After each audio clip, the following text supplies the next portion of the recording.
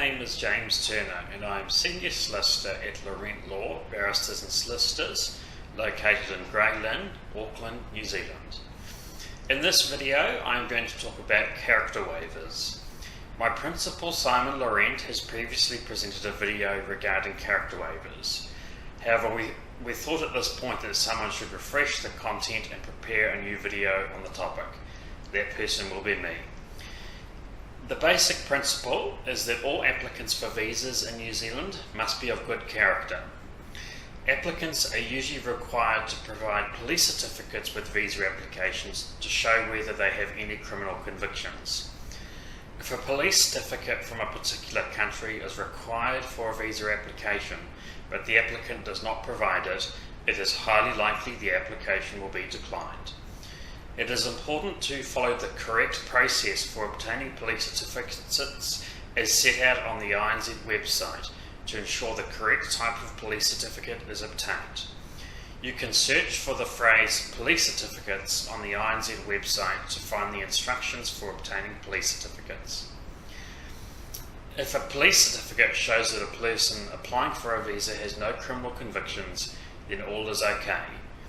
However, if a person applying for a visa does have one or more criminal convictions, the situation can become more tricky. That is, the criminal conviction or convictions may require INZ to approve what is called a character waiver. The circumstances in which a person requires a character waiver for a residence and temporary visa applications vary slightly.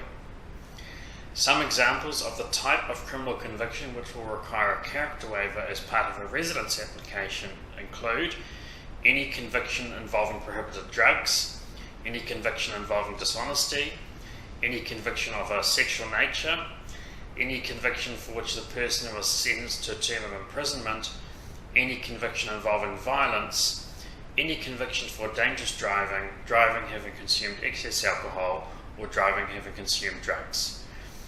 An applicant will also require a character waiver as part of a residence application if they have made any statement or provided any information, evidence or submission to Immigration New Zealand that was false, misleading or forged, or if they have withheld material information.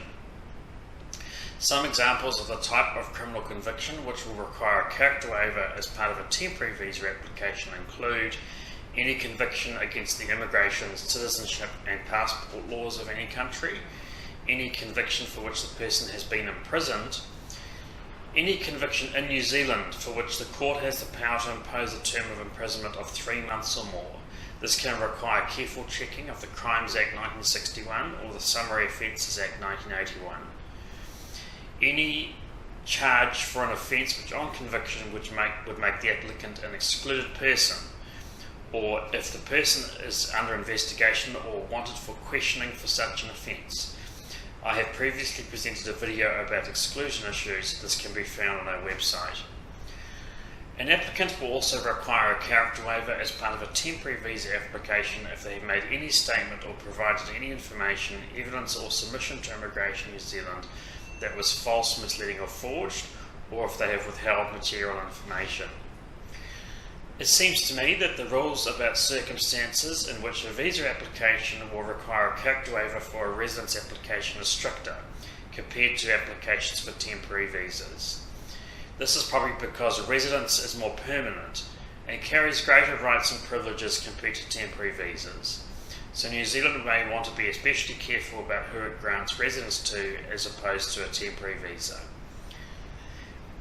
The most common situation we come across here at Laurent Law, which gives right to the need to a character waiver, is where the person has a conviction for drink driving. My colleague Sahar Shamia has previously prepared a written blog about the consequences of drink driving. This can be found on our website. However, the situations do vary widely. Other convictions requiring a character waiver we have seen include assault, robbery, and having provided false and misleading information.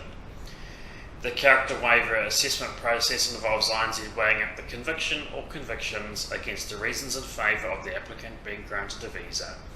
Factors that INZ will consider include the seriousness of the conviction, how long ago it occurred, whether the applicant has family in New Zealand, and whether the applicant's potential contribution to New Zealand will be significant. Here at Laurent Law, we are very experienced in approaching INZ for the grant of a character waiver in a wide range of situations. Therefore, if you think you may require a character waiver, please contact us here at Laurent Law. Thank you for listening and all the best.